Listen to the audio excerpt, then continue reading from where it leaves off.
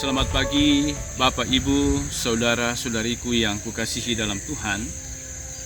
Selamat berjumpa kembali dalam renungan harian Misionaris Hati Kudus Yesus Provinsi Indonesia dalam edisi Senin 18 Januari tahun 2021. Hari ini saya mengajak Bapak Ibu Saudara-saudariku untuk bersama-sama merenungkan bacaan Injil Markus bab 2 ayat 18 sampai ayat 22 dengan perikop hal berpuasa.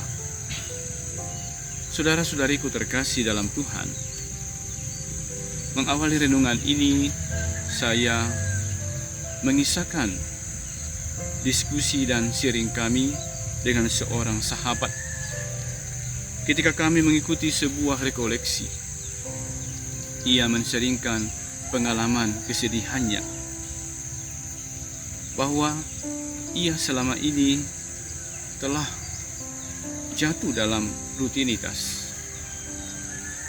Dia kurang menghayati dan tidak menemukan nilai yang maksimal dalam segala tindakan dan juga aturan-aturan yang ia ikuti. Padahal sejauh pengamatan saya, beliau adalah seorang sahabat yang sangat ideal. Karena saya menyaksikan bahwa ia sangat ketat di dalam menjalankan aturan-aturan. Ia sangat rajin dan bertanggung jawab maksimal dalam menjalankan seluruh tanggung jawab tugas yang dipercayakan kepadanya. Namun sayang, dalam seringnya ia sedih karena mengakui bahwa ia mengalami kekosongan dan ia jatuh di dalam kekeringan hidup. Ia kecewa karena ia jatuh dalam rutinitas yang dilakukan setiap hari. Saudara-saudariku yang dikasihi Tuhan, pengalaman ini sangat inspiratif. Dan jika dihubungkan dengan bacaan Injil hari ini, kita juga menemukan kisah yang sedikit mirip.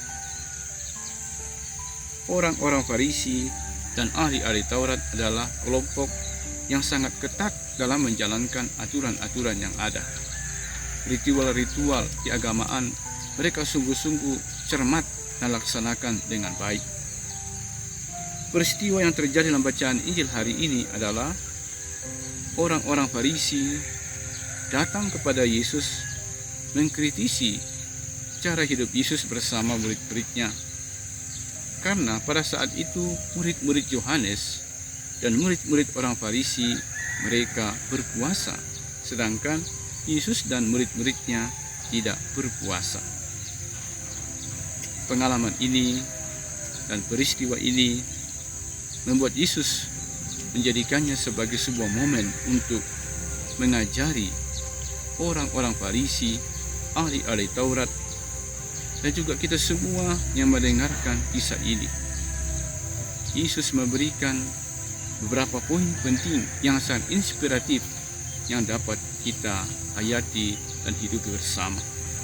Pertama, Yesus mengajari dan ingatkan orang-orang Farisi dan ahli-ahli Taurat dan kita semua agar mampu melihat aturan yang memiliki tujuan positif sebagai sarana untuk memanusiawikan kita, dalam artian meningkatkan relasi sosial yang menghidupkan, bukan mengekang kita dan membentuk kita menjadi pribadi yang kaku dan merusak relasi kita satu dengan yang lain. Itu jelas dalam perumpamaan yang Yesus katakan bahwa tak mungkinlah kita menaruh anggur yang tua di dalam kantong yang tua, karena akan merusak kedua hal itu. Yang kedua, Yesus mengajari agar aturan dan aktivitas yang kita jalankan seharusnya mengantar kita untuk mencapai peningkatan peradaban nilai-nilai hidup yang membuat hidup kita semakin menggairahkan. Yang ketiga, Yesus mengajari kita agar aturan dan aktivitas yang kita hayati dan kita lakukan jangan sampai merusak tatanan hidup kita, entah pribadi maupun dalam relasi kita dengan sesama. Yesus juga mengajari kita agar aturan haruslah disesuaikan dengan kebutuhan dan situasi kita. Aturan tidak boleh diadopsi mentah-mentah begitu saja. Saudara-saudariku yang dikasihi Tuhan, hari ini kita sungguh-sungguh bersyukur bahwa kita diingatkan oleh Yesus agar kita menjadi duta-duta, utusan-utusan yang dipanggil untuk menghayati aturan dengan baik dan benar, dan berlomba-lomba untuk menemukan nilai-nilai hidup sehingga peradaban hidup kita itu semakin maju dan semakin menggairahkan hidup kita dalam relasi kita satu dengan yang lain. Tuhan menyertai kita sekalian.